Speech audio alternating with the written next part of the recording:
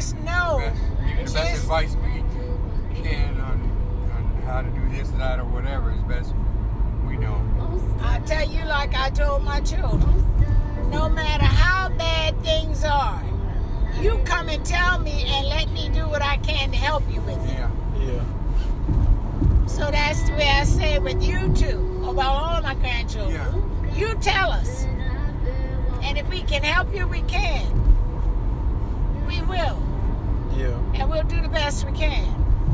That's the way that is. Let us help you with it before it is something that you can. You tell them about the Brown boys, Preston. Yeah, I brothers in middle school. And they were twins, too. Twins. They were twins. And they were pieces of work. And we both taught them. And the mother was always blaming the school. We taught at the same school. Same school. Taught at the same school. And I became student advisor, and I told that mother, Miss Brown, I'm giving you some advice because unless we can get him to listen to what we're trying to do, something bad's going to happen to It was him. Mike Brown. And Mike Brown. Mark. Mike and Mark Brown. They're twins. And then last year, in 8th grade, she was finished with the public school. She was going to put him in military school. She put him in military school. They stayed 1 week. And I said to myself, oh my God, thank God, I'm glad she did that. Now I don't have to worry about these Brown boys. Well, within a week, they were back. Yeah. The principal announced that the Brown boys were in military school, so we didn't have to worry about it. Within a week, the military had thrown them out. So they back. They were back with us, and I thought, oh my God, here we go again. And the mother was just as difficult to deal with as the children. Blame the school and teachers for everything. Everything. But anyhow, and they would go up in the auditorium and go behind the stage and use the bathroom. Yeah. And then take the feces and throw it around. Yeah. That's too much. It's too much. They were a mess. Yeah. They were twins? Yeah, they were twins. Mark and Mike Brown. Well, where were we when we found out what happened? Mark.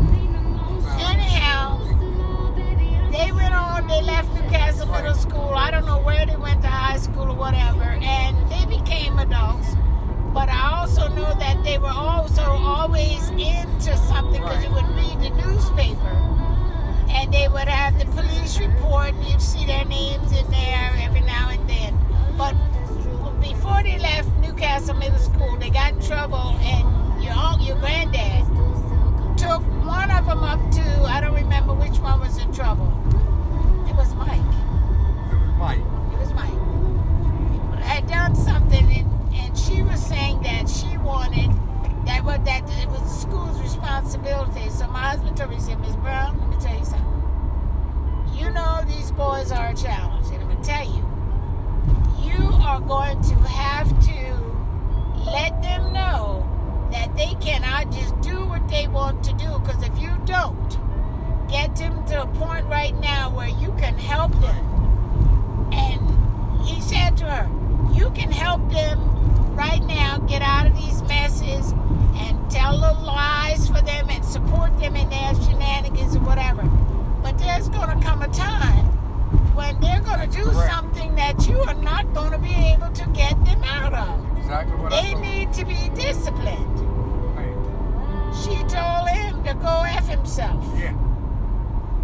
And I don't know how many years later, it was after they had graduated, and maybe they were about 26, 27 years old by then, I don't know. Maybe not that old. Maybe not that old. Picked up the paper. Newspaper. And Mark had done something to somebody in Wilmington. They took a baseball bat and beat him to death. Wow. And I'll never forget going to that funeral. Yeah. We went to that funeral. I felt so bad for the family. Mark and Mike, all of them. Right. And I went over to Mrs. Brown and I told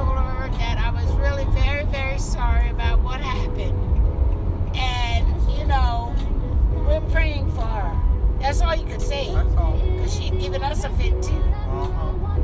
And you know what she said? What she said? Mrs. Polk, I'll never forget.